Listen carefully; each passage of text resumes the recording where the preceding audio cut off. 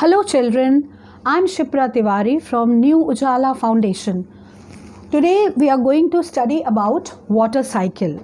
जैसा कि आप सभी जानते हैं जल ही जीवन है, ऐसा आपने सुना है ना कि जल ही जीवन है, और ये सच भी है क्योंकि जल हमको और प्लांट्स को तो जीवित रखता ही है, ये बहुत सारी मरीन लाइफ को भी सस्टेन करता है।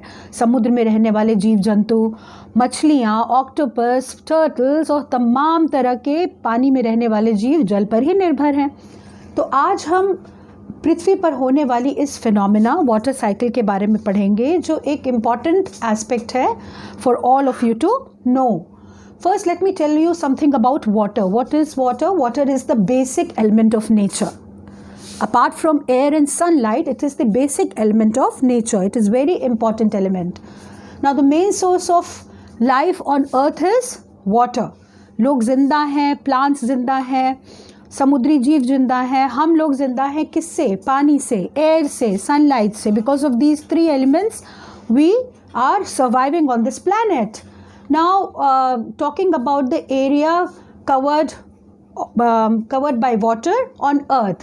70% of Earth's area is covered by water and 30% is land in the form of various continents. जो हमारी 7 continents है वो 30% area land area and rest of the area on the planet is water. Oceans के form में, rivers के form में, streams, lakes, ponds and rivers, उस form में 70% हमारी Earth पानी से घिरी है. अब आपको क्या लगता है कि क्या ये सारा पानी वर्थ कंजम्पशन है? क्या हम सारे पानी को इंसान पी सकता है? No. Why is it so? Because जो सी वाटर होता है उसमें सॉल्ट कंटेंट होता है, वो सॉल्टी होता है. Have you ever been to a sea shore and have you ever tried tasting sea water? It is salty in taste. Why is it so? Because it contains lots of salt. तो 97.5% अर्थ पे जो पानी है वो salty है. Only 2.5 is fresh water which is worth consuming humans के लिए. Humans 2.5% ही कंज्यूम कर सकते हैं. Now what is the importance of water? It provides life on earth. It eases out heat. जब हमारी अर्थ बहुत गर्म हो जाती है और रेन शार होती है, रेन्स होती हैं, तो हीट कम करता है पानी. It drains out harmful substances human body से भी, और वैसे भी पानी हार्मफुल सब्सटेंसेस को ड्रेन आउट करता है. And it helps in day to day activities like bathing, washing, cooking. बहुत सारी चीज़ों में पानी का प्रयोग होता है. Now let us talk about the evaporation process, water cycle process. It has 5 major steps. First one is evaporation, second comes condensation, third is precipitation, fourth is runoff, and fifth is percolation. Right? I will give you a very small example of your mom boiling water on the gas stove.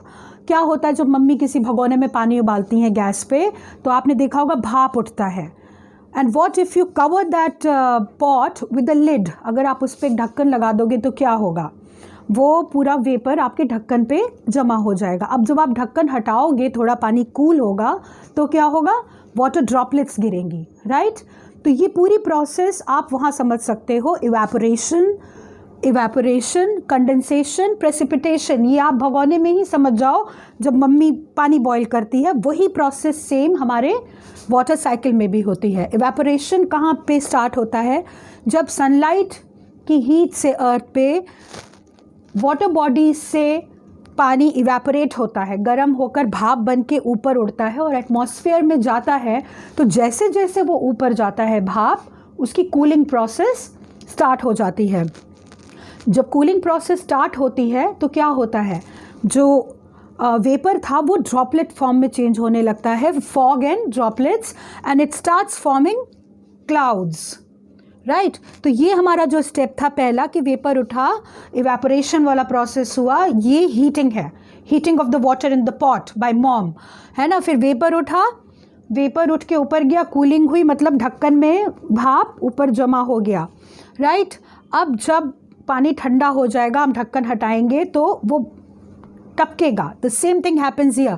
जब clouds में weight बढ़ जाता है droplets का और cooling बहुत ज़्यादा हो जाती है और कई ड्रॉपलेट्स कंबाइन होकर हैवी हो जाती हैं, थिक हो जाती हैं, देन व्हाट हैपन्स, क्लाउड से पानी बरस जाता है। ठीक है, वो पानी बरस के वापस पहाड़ों पे, लैंड पे वहाँ से होता हुआ। Now comes the run of part. What is run of? जब ये पानी यहाँ से प्रेसिपिटेट होके in the form of rainfall, जब बहुत कूल टेम्परेचर ऊपर होता है तो in the form of snowfall जब नीचे गिरता है तो वो फिर से वाटर बॉडीज से मिलता है, फिर से चाहे वो मेल्ट होके स्नो नीचे आए, चाहे वो पानी बहता हुआ नदियों में वापस मिल जाए, that is called run of. वो वापस पानी आकर के फिर से वाटर बॉडीज़ में मिल जाता है। And the last step in water cycle is percolation. What is percolation? As you all know that earth crust comprises of several layers, right? जो उसका ऊपरी हिस्सा होता है उसके नीचे चट्टानें होती हैं और नीचे जाओ तो और लेयर्स होती हैं।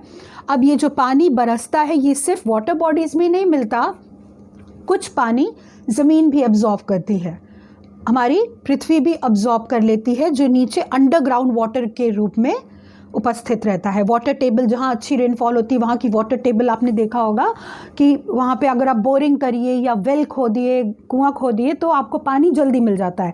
Y is it so? Because of good rainfall in those areas, कि वाटर टेबल वहाँ उन एरियाज़ का हाई रहता है तो अंडरग्राउंड वाटर भी जाता है वो, that is also known as percolation. So I'll just revise the chapter for you once again. The topic that water is the basic element of nature. It is the main source of life. 70% of the earth is covered with water, 30% is land. 97.5% salt water is not worth consumption. 2.5% is only useful for man, for humans and plants.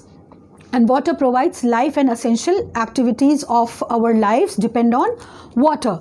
Now the steps of water cycles are evaporation, भाप बन के पानी का ऊपर उड़ना, पानी की सतह से ऊपर उड़ना, एटमॉस्फेयर में जाना। कंडेंसेशन, वहाँ ऊपर जाके कूलिंग होना, क्लाउड फॉर्मेशन होना। प्रेसिपिटेशन, उसका बरस जाना, उस पानी का ड्रॉपलेट्स का हैवी होकर के नीचे वापस पृथ्वी पे आ जाना। रन ऑफ मीन्स वापस वाटर बॉडीज़ पे, सॉइल्स और लैंड से होते हुए वापस वाटर बॉडीज़ में असिमुलेट, पानी का फिर से हो जाना। और percolation, remain some of the water absorb by the earth, that is percolation. I hope you understood the entire topic. It's very interesting and you should go through this video once again and also consult your books, children, and keep studying. Stay happy, stay safe.